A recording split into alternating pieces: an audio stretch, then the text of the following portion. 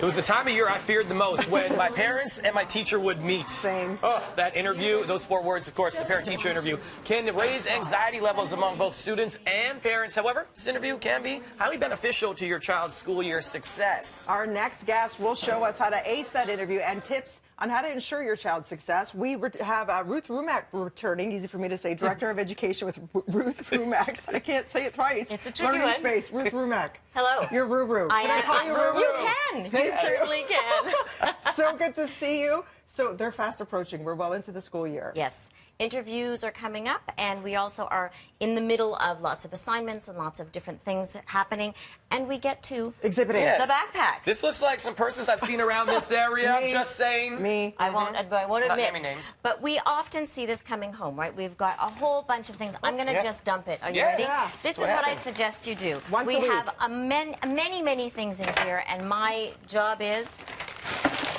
Empty the whole thing. That. Is this a random sock? It's a random sock, and I have found this in my children's knapsacks, absolutely. So what do we do with all this? In order to make sure that we don't lose anything and we know where everything is, my suggestion is you dump it once a week and then you sort. So you look for things that go together. You put all your math work together, all your English, all your French, etc., and the binders, and then you start to organize the binders. Forming healthy habits. And you Healthy do. habits. Speaking of healthy habits, you got to make sure you clean that container, because there's probably going to be half a sandwich left in there. Oh, yeah. Definitely. Science experiment. So in order to stay organized, we want to look at some model binders. And, you know, my nephew has a model binder. Unfortunately, I couldn't borrow it today, so we had to make up our own. So this is the type of binder that has a zip, and it allows you to keep everything contained. It's got a place for everything. And then I like to use some handy dividers that have pockets, so that you can keep your things that don't fit with 3 rings in there.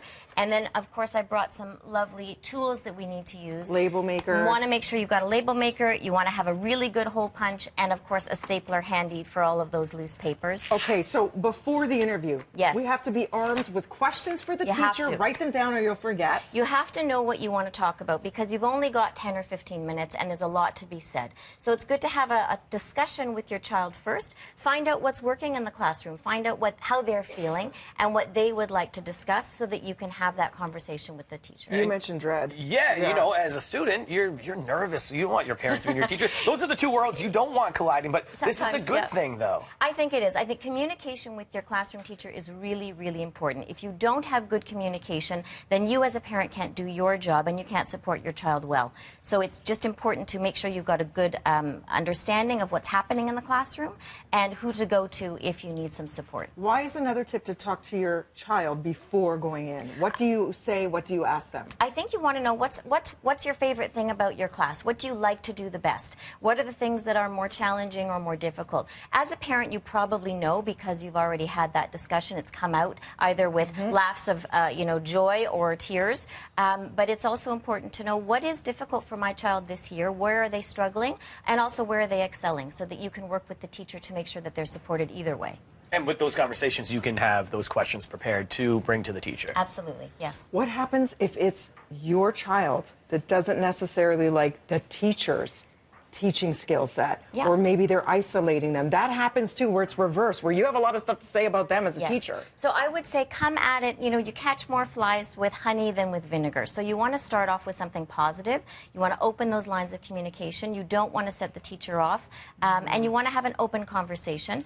And I think it's good to put it in terms of, not you are doing this and this is my child's reaction, but perhaps I find that when my child comes home with homework, he's not sure what he's supposed to do. Is there a way we can make those instructions more clear, let's say? And that's it. I love these skill sets that you show, because these are things that you got to learn young. Otherwise, you turn out like Dina and I. Oh, it's so true. We somehow made it okay, though. Thank goodness.